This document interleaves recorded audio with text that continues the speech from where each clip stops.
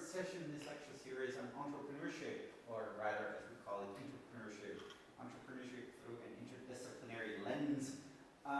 Today's speaker is from one of our partners, the Center for Entrepreneurship and Applied Business Studies, Remo Taferner, where he works on his dissertation currently. He's also lecturing at the Management Center Innsbruck. And he brings lots of experience in the startup business for our lecture.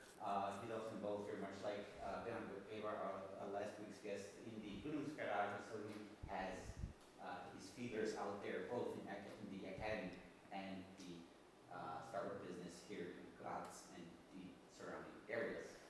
And as you can see here, what he will talk about today is the entrepreneurial mindset and companies. So thanks for being here, Remo. Thank you. Thanks for having me. So let's start right away.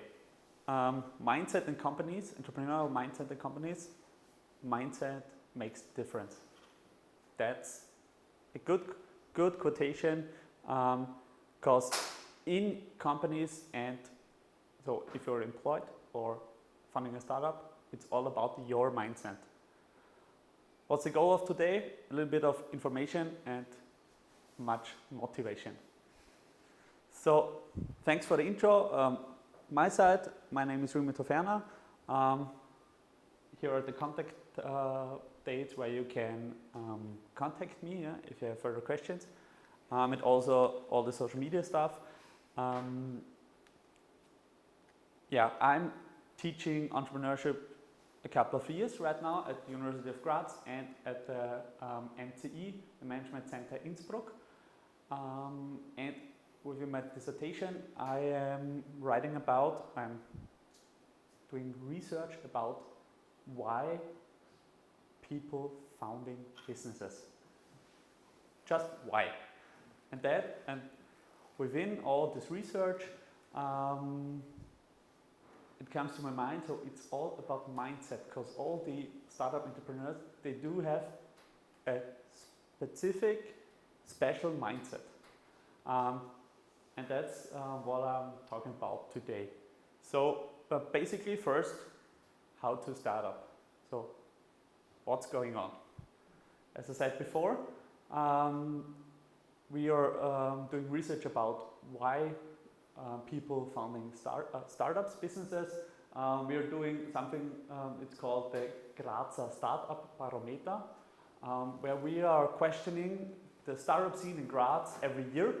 And one part of the questionnaire is, why did you found your startup?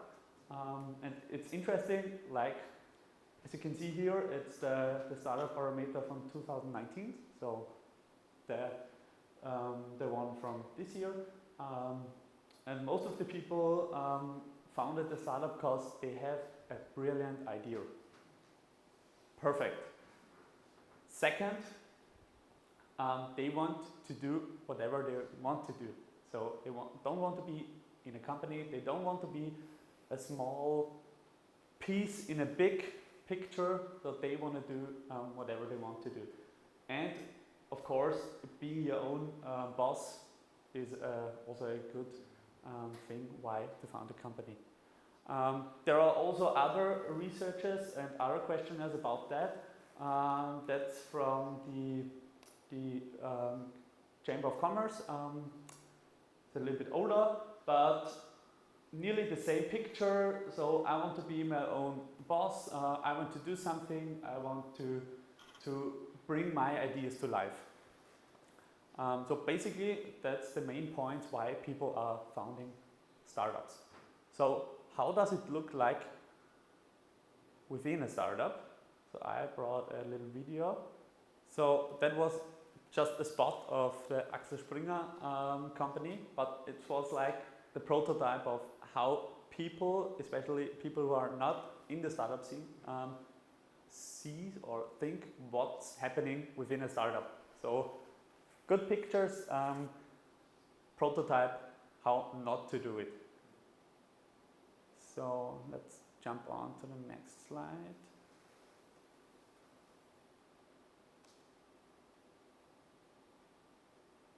Oh, here we go again.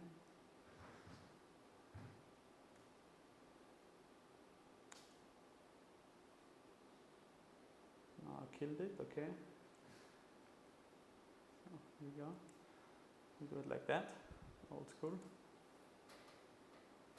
Yeah. That's a good picture, and probably the startup we've seen before did it like that. They just put something together, did some, I don't know, some technical thing or some apps or anything, but are they solving a real problem? Probably not. That's a big mistake many startups are making right now. So it's just cool to be a startup, it's just cool to be a founder, but it is cool, but it's also hard work, and most of the people who are really successful with the startup are really smart people. But we have also good role models here in Graz. Like these startups which are on the wall right now. Maybe you will know this one in the middle. That's Studo.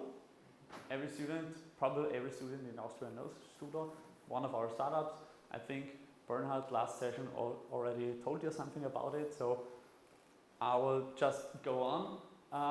But I want to show you a little bit how different startups are right now here in Graz. Especially we have one founder, one person show, 25 grams, a guy who just wants to do a cold brew coffee. So total coffee addicted, just made his own company out of cold brew coffee. On the other hand, Remo, few technicians who founded a startup which are doing smart entering systems to parkings.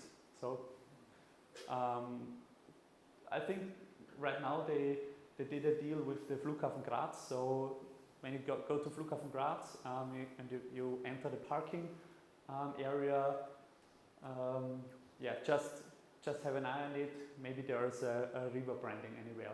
And we also have like drone rescue systems, like parachutes shooting out of the drone when the drone is going to crash. So they don't want to crash it. And Turbine, it's like a mini power plant for hydropower, where you can put in every small river. We have like home farmer who are doing cool farming business, Timeler, a time tracking tool, iPeak, they call themselves Spotify for fitness, cool startup out of Graz, and as I mentioned, right top corner, Studo, the application where students can organize their day, their student life. And I want to stick to Studo a little bit because they're doing really good things. You may notice that you already have seen this one, because this slide is out of Bernhard's slide deck, because it's a really cool slide. You see all the happy faces of Studo. This is the whole company. They founded the startup like I think 3 years ago, and now they are up to 20 people, and all the 20 people are doing a really good job. And the founder, Julian, told me one day he was so proud of his employees, because his employees told him not that they are going to work, they're going to Studo. And that was one moment he changed his life, because they try to put all the effort in company culture, and they really did it. And what did they do? We will see in this little video how to build company culture. So this guy said many really interesting things, and I want to grab some of the points and put it on the way Studo are doing this. He said that information flow and transparency is a really necessary point, important point, to build a good company culture. These guys, they're doing monthly meetings, so one time a month, where the whole company comes together, the heads of, they're structured in, they have a CEO, head of brands, head of marketing, and so on. So the heads of are presenting what they did the last month and what they will do, they and their teams, the next month. And it's like every little 10 hours per week employee knows what are the ongoing tasks of the head of finance. So that's a really, really important point. And these guys are doing this really well. And of course, they are a startup. They are doing party after that meetings. So that's also a good point to do. Yeah. The next thing is you will see Steve Jobs, I think, more often at these presentations. A really, really good question now is, entrepreneur, me? I don't know. So I'll try to help you. So if you ask yourself the question right now, okay, that looks really cool, doing startup business is a cool thing, but can I do this also? I will say yes, but I can help you I will try to guide you what a prototype of entrepreneur has to look like. So let's come up with personal characteristics, like entrepreneur has to be really high motivated, they have to be self-confident, they have to be flexible. You're doing 1,000 tasks a day and 1,000 other tasks, different tasks the next day. So it's really, really hard to do. So you have to be flexible, and also you have to have some skills like technical, economic, legal, social, and so on. But the skills are not really that important because, for example, most of the time you will have a team, but the whole team should have these skills and characteristics. And also a good point, if you have only self-confident founders, it will not work. So you need the nerd. You need the guy who is presenting. You need the guy who is good with numbers. So you need every different guy in your founding team, in your startup team, that you can succeed, or that it's probably the chances are better to succeed. There are also some theoretical stuff behind it. So there are like soft competences, hard competences, surrounding with family, universities, and so on. But these are the things you can't really control. So you have maybe you have a university where you can go and get some entrepreneurship courses, or you don't have. So it's a better way to focus on your circle of control. So what are you in charge of? What can you do? And concentrate on that things. That's a good thing. Yeah, but now you can say, okay, characteristics checked, skills checked, but I don't have really an innovative idea. So what should I do? If you know these two guys here, I think everybody of you knows that. Mark Zuckerberg and Didi Mateschitz. Was Facebook the first social media network? No. Just he did something better than all the others, like most of you will know StudiVZ and all the stuff, MySpace and tons of social media networks, but Facebook succeeded? I think yes. On the other hand, Didi Mateschitz, who's producing a good or less good energy drink, yeah? Was he the first guy who was producing energy drinks? No. There are tons of energy drinks out there. Did he succeed with Red Bull? I think yes. So if you don't have an innovative idea, no problem. Oh, there are good companies, really successful entrepreneurs who don't have innovative ideas. They just picked something and made something better. So you can say, okay, idea check, but I don't have any money. So what should I do right now? Here are one team and one guy. I think in Austria we all know Rantastic. What did he do? What did Florian do when he founded Rantastic? He had two jobs personally that he can pay his employees. So no money at all, successful, I think yes. On the right side, it's the team around Macava, the iced tea.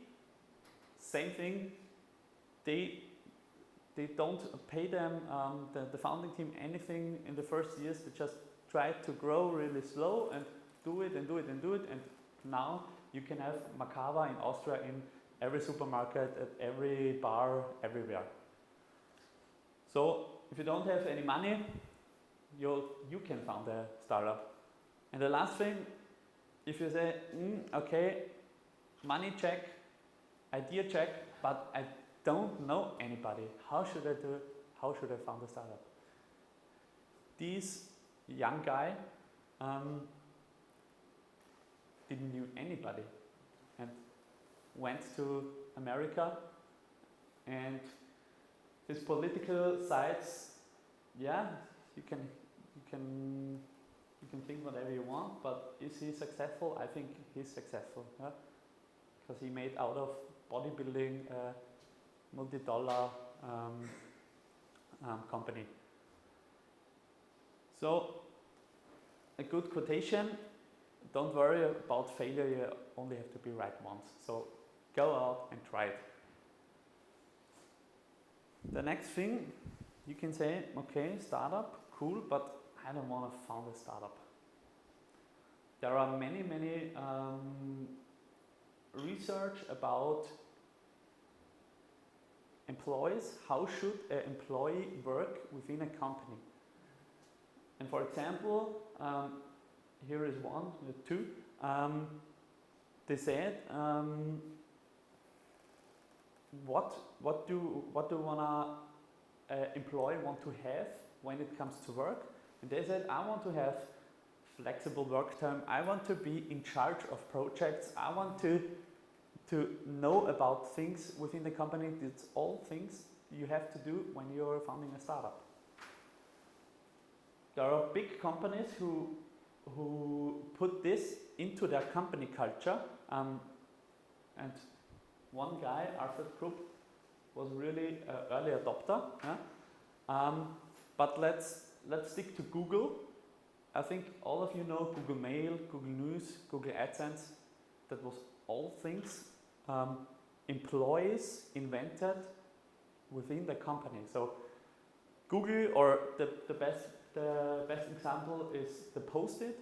The company had the innovation process that every employee can use 15% of their work time just to throw ideas, work on whatever they want. And one outcome of that was the Post-it. So at the company, one guy invented like a glue who doesn't stick, and they put it into something. And after a few years, they got the glue out, rethinked about it, and the Post-it was born. So that's like a cool thing where you can reinvent things when time passes. And also at Google, the employees have a little bit of time left to just innovate things, do whatever they want. And now if you say, okay, good, I know that's kind of important to think like an entrepreneur. Also, there is a study about what do companies want to have if you're an academic person. Most of them said like creativity, leadership, problem-solving skills. These are all skills you had to have if you're a good entrepreneur. And if you want to be successful, you have to have the skills. And if you want to be successful within a company, it seems to be that you also have to have the skills. And that's also a good thing, you should do something what you like. If you don't like your job, either if you're founding a company or if you're employed, I think it will not be a long-term relationship with your company. When it comes to corporates, right now corporates also think startups are a good thing, and they have different challenges around startups right now. For example, if you're the corporate or a big old company they have to face the core challenges between exploitation and exploration. So exploitation, they have to strengthen their core business, making processes more efficient and so on. And on the other hand, they have to go out open-minded, searching for new ideas, take some risks, and that's two different things. And that's the challenge corporates have right now. As I said before, the two things, like the big old company had their view to the past, and a startup, for example, they put all in the future. So they are building things for tomorrow, and that's the difference and the difficulty corporates are facing right now when it comes to startups. But the corporates and startups, basically, it's a good thing. So both sides have really positive things if they are coming together. Like for startups, it's cool to have a big company as a partner because it's easier to go into the market. They have a good network, maybe an investor. On the other hand, for the companies, it's good to have a startup cooperation because they can handle, or they can, let's say it that way, they can handle problems better. You can do it because if you're a big company with, like, I don't know, 4,000 employees, you're really slow. And when it comes to technology, you have to be really fast. And that's the problem. And so they can put the faster challenges on the startup's backpack. Really, really interesting when a company decides, a big company decides, yes, we are going for startups right now. How should we do that? Basically, these are the phases the company has to succeed within every phase. So they're doing like a setup, a discovery, acceleration, and scaling. Yeah? Most of the companies do it like that. There is the corporate, the company. Most of them are building like a venture unit, innovation unit, something like that. So 1, 2, 3, 4, 5 guys who are in charge of innovation and scouting startups and doing something with startups. And then we have the startup. And if we were going through the way how the corporate, the venture unit, and the startup are interacting with each other, it looks like that. So, like, as you can see, a super straight process when it comes to setting up strategy,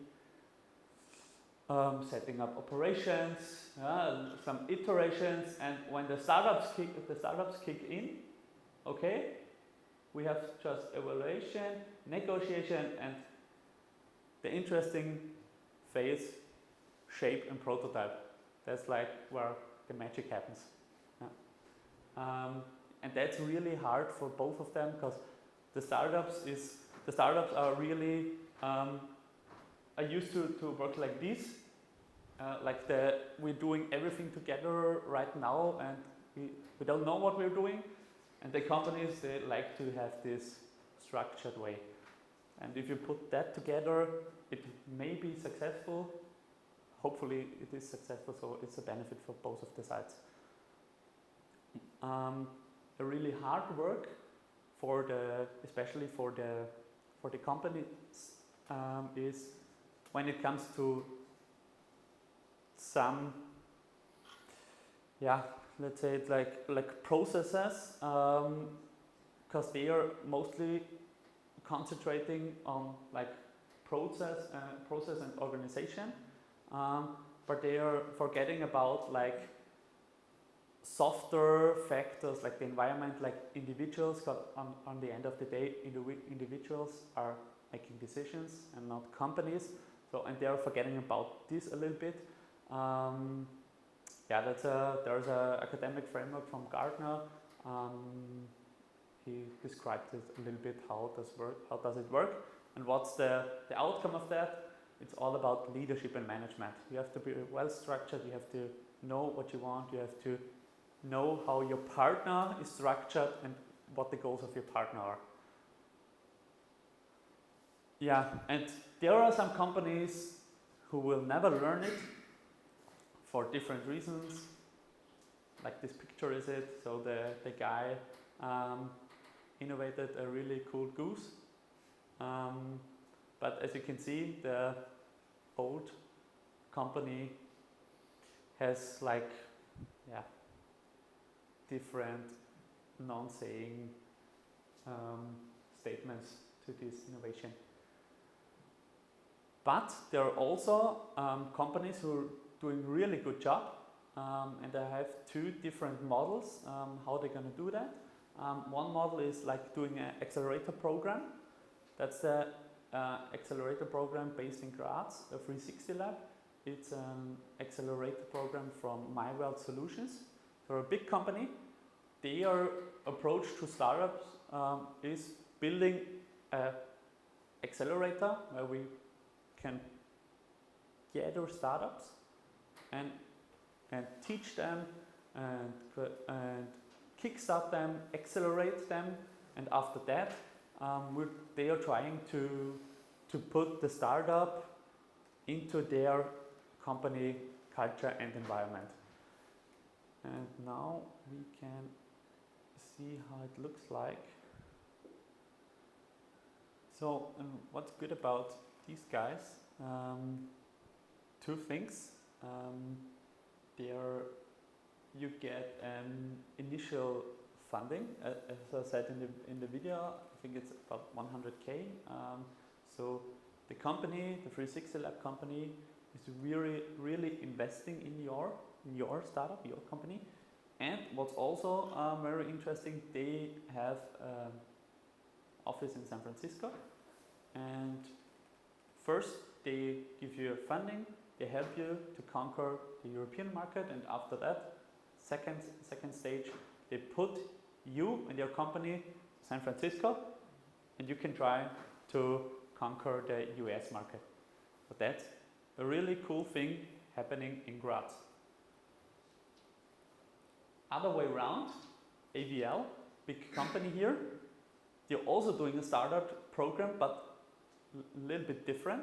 So theirs is called Creators Expedition. And the difference between these two models is the 360 Lab doing something like they want to kickstart your idea, your startup. They want to be part of your company because they're investing really money in you. And the Creators Expedition of the AVL, they try to focus on startups for their core business or for their customers. So, for example, if you have a cool idea and your startup is about to making processes, technical processes more efficient, AVL would be a cool partner for you, because what are they doing? You can apply, you have to pitch your project to the AVL, and after that the AVL is searching for an in-house department who perfectly fits to your idea. Together with this in-house department, you're building prototypes, you're making use cases, and after your prototype is successful, the use case is a good one, you have the opportunity to pitch to the CEO, and maybe they will buy your product, take your product and help you to sell it to their customers and so on. So a little bit also accelerating startups, but a little bit a different model. Yeah. So, and after that we have a secret for success in life when it comes to startups and for everything. It's also this young guy here again. His 6 rules of success. Trust yourself, break some rules, don't be afraid to fail. Take this one here. I think maybe some of you guys know that one. I think a week, 2 weeks, 3 weeks ago, this young guy competed a marathon in Vienna under 2 hours. Interesting about some sports researcher who is into how good are all your ankles and how good is your body physically, and what's the best body to run a marathon. Research about it and said no human ever can run a marathon under 2 hours. Break some rules, he did it. Also, a thing I mentioned before, go out of your comfort zone and circle of control. When it comes to startups, you have to go one step out of your comfort zone to get some new knowledge, to take some risks you don't want to take before, and combined with your circle of control. What's the circle of control? Example, circle of control, today I can prepare the slides, I can think about what I'm talking about, I can think about different things about my lecture here. I cannot have anything about to do with the weather today, or is the whole environment running, are the computers good enough, and all these things. I don't have to waste any time to think about what about the computers, what about the microphone. I don't have it in my control, so I have to focus on my circle of control and do the best out of it. So that's a good way for startups to have a focus, a really good focus, but it's also a good way if you're like employed. And also for startups and for employees, don't let any wall stop you. But just try to figure out another way to do it.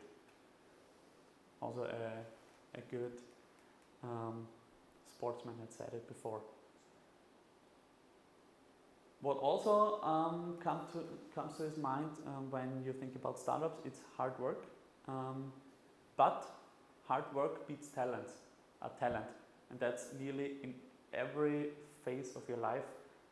If talent doesn't work hard, especially. So hard work beats talent. Also, when it comes to startups, founding startups, if you're really, really obsessed with your idea, if you really, really want it, go for it. A good idea, or let's say the other way around, a good idea with a not really motivated startup team,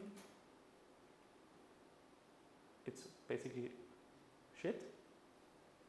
A bad idea with a good motivated team, perfect, will succeed. Will succeed over the other one. And the last thing about Arne's rules, what goes around comes around. So if somebody do something good for you, if somebody like in the startup scene, if a big company, another startup is helping you, give something back. That's a good thing. So Arne's 6 rule of success, for startups, for life, for everything. And if you don't like Arnie, we have also another guy. So not only Arnie said it about passion, also Steve Jobs thinks about it. The last thing, a little bit of commercial. I want to recommend you a really good event in Graz. If you're curious about innovation, companies, startups, and so on, it's the 15 Seconds Festival. And if you don't know what this 15 Seconds Festival is about, I'll show you the trailer or the after movie of the last one. The last one, a tooltip. If you're now curious about startups, if you have ideas, how can I quick check if my business idea is good or not? There's the business model canvas. If you Google it, if you hit it on YouTube, you find lots of 10-minute explanation videos. Were really, really good. I also brought 2 examples with me, so you can have it afterwards. How to do that? Really, really simple tool to quick check if your idea is good enough for business or not, or where are the challenges you have to head in. So basically, that's it, and I'm ready for questions.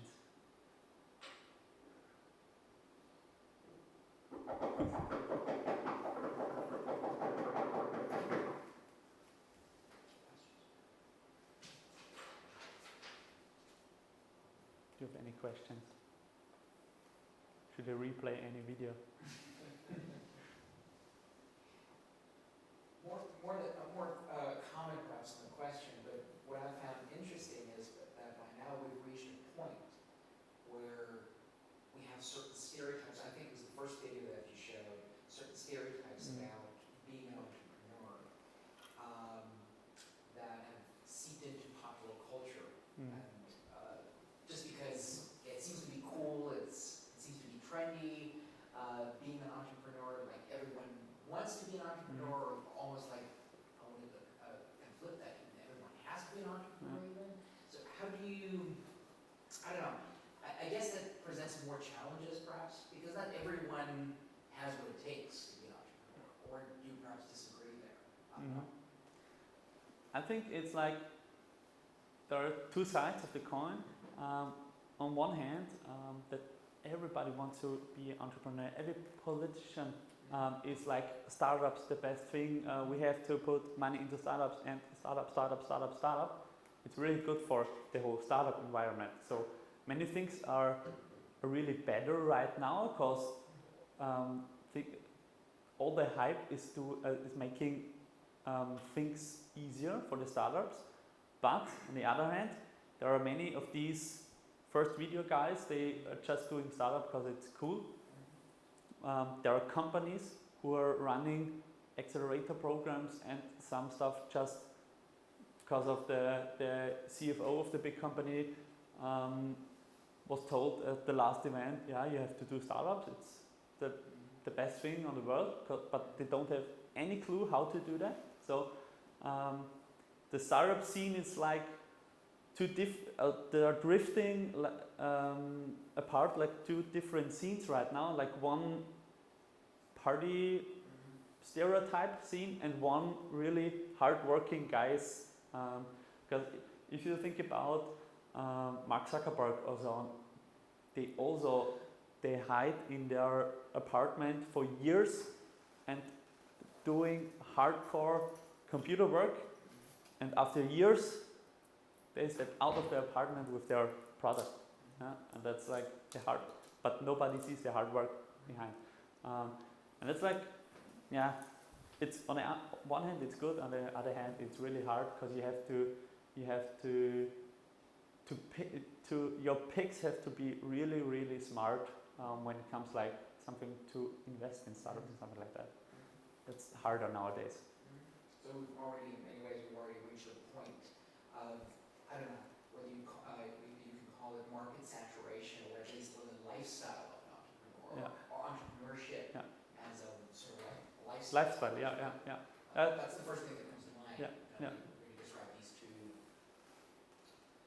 I don't know, categories. Yeah. that they're apart. Yeah, it's totally like the prototype guy who is sitting at Aua with his MacBook and his earphones and drinking the €4 coffee and something like that. It's like and running a blog or something like that, and just want to be in that lifestyle. That's totally the situation we have right now. Right. Yeah, because from a cultural studies point of view, that is fascinating, right? Because you've got this. It seeped down so far into popular culture that there's enough people out there who just want to be something, regardless of whether they might qualify or might have the right characteristics, or let alone a good idea. Yeah. Because that first video really showed that Yeah. pretty well. So that's just something that gives me quite a few things to think about for my own talk as well. Yeah. Because we were talking about a certain storytelling also that ties into a certain narrative that comes with being an entrepreneur. Yeah. Cool. Thank you. Perfect.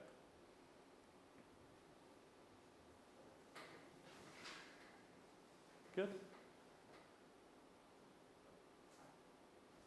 So now we will close the lecture for today. Thank you. Thank you.